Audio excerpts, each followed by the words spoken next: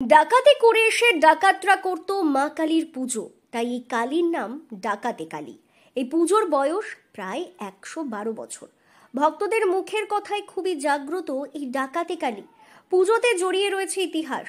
নদিয়ার মাঝদিয়ার ঘোষপাড়া ডাকাতে কালীতলায় ধুমধাম করে পুজো হচ্ছে এবারেও। প্রাচীন এই পুজোকে ঘিরে রয়েছে ইতিহাস প্রসিদ্ধ কাহিনী।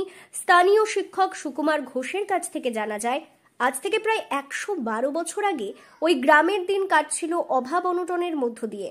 অনেকেই পাচ্ছিলেন না দুবেলা দুমুঠো খাবার।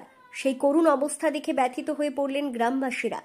ওই গ্রামের কয়েকজন তরতাজা যুবক সিদ্ধান্ত নিয়ে ফেলেন তারা ডাকাতি করবেন, ডাকাতি করেই জোগাড় করবেন গ্রামের মানুষের জন্য খাবার।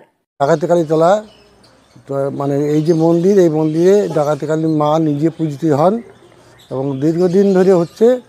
আর যে কত বয়স সেটা আমরা এখনও অনুমান হয় না, তবে 100 বছরের ওপরে তো বটেই। এবার এই পুজোটা তৎকালীন স্বদেশী ডাকাতরা ডাকাতি করতে করতে একবার রেল ডাকাতি করে। সেই রেল ডাকাতির টাকা বা চাল বাল যা পেয়েছিল সমস্ত গ্রামবাসীর মধ্যে বিলিয়ে দেয়, দিয়ে তখন তারা প্রতিজ্ঞা করে যে মা তোমাকে আমি পুজো দেবো। তখন সেই পয়সায় নিয়ে তারা পুজো করে। এখন চলছে কড়া ব্রিটিশ শাসন। হঠাৎই ওই যুবকেরা খবর পেলেন বাংলাদেশের ঢাকার দিকে যাচ্ছে ব্রিটিশদের মালবাহী ট্রেন। ওই ট্রেনেই তারা ডাকাতি করার সিদ্ধান্ত নেয়।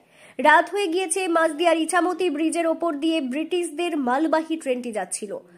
ঝিকঝিক করে হাতে লণ্ঠনের লাল আলো দেখিয়ে ব্রিজের উপরে দাঁড় করিয়ে দেওয়া হলো ট্রেনটিকে। সময় নষ্ট না করে ট্রেনের বগি থেকে কাপড়ের বান্ডিল বেশ কয়েকটা ফেলে দেওয়া হলো নদীর জলে। লুট করা হলো খাদ্য সামগ্রীও। এরপর ডাকাতরা লাল আলো নিয়ে সরে যেতেই ট্রেন ছাড়ে। ট্রেন বেরিয়ে গেল ঠিকই, কিন্তু অল্প সময়ের মধ্যেই খবর পৌঁছে গিয়েছিল ব্রিটিশ বাহিনীর কাছে। শুরু হয়ে গেল খোঁজ। ডাকাত দলের লোকজন আশ্রয় নিয়েছিলেন জঙ্গলে। ব্রিটিশ বাহিনী নদীতে ফেলা কাপড়ের বান্ডিলের হদিশ পায়নি। সেই কাপড় তুলেও লুট করা খাদ্য সামগ্রী ওই ডাকাতরা গ্রামের মানুষের মধ্যে বিলি করেন। কিন্তু যারা করেছে এই কাজ তাদের সন্ধানে ব্রিটিশ পুলিশদের খোঁজ খবর চলছিল কড়াভাবেই। ব্রিটিশ বাহিনীর কাছে ধরা পড়ার ভয়ে জঙ্গলেই কাটতে লাগলো তাদের সময়। সেই সময় তারা স্মরণ করেছিলেন মা কালীকে, বলেছিলেন, মা তুমি বাঁচিয়ে দাও, আমরা তোমার পুজো দেব। অলৌকিকভাবে সেবার তাদের সন্ধান পায়নি ব্রিটিশের পুলিশ। ফিরে যেতে হয় তাদের। ব্রিটিশ বাহিনীর ফিরে যাওয়ার পরদিনই ছিল অমাবস্যা কালী পুজো। জঙ্গল থেকে বেরিয়ে একটি বেল ও নিম গাছের পাশেই বেদি বানিয়ে ডাকাতরা করেছিলেন মা কালীর পুজোর আয়োজন।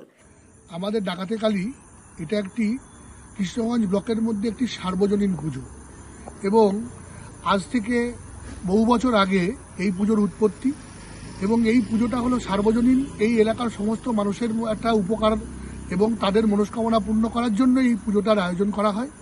যদি একটু ইতিহাস ঘাঁটি দেখব, আজ থেকে বহু বছর আগে যখন ইংরেজরা আমাদের এখানে ছিলেন তখন কিছু এখানকার দামাল ছেলে প্রচুর খাদ্য অভাবের মধ্যে পড়ে এবং সেই খাদ্য অভাবকে মেটানোর জন্যে ইংরেজদের যে ওয়াগান যেত সেই চালের ওয়াগান লুট করে তারা এই মায়ের কাছে মানত করে এবং এই পুজোটা দেয়।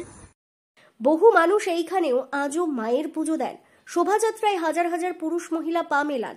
বলা যেতেই পারে ডাকাতে কালী এখন এলাকার মানুষের কাছে একটা আবেগ।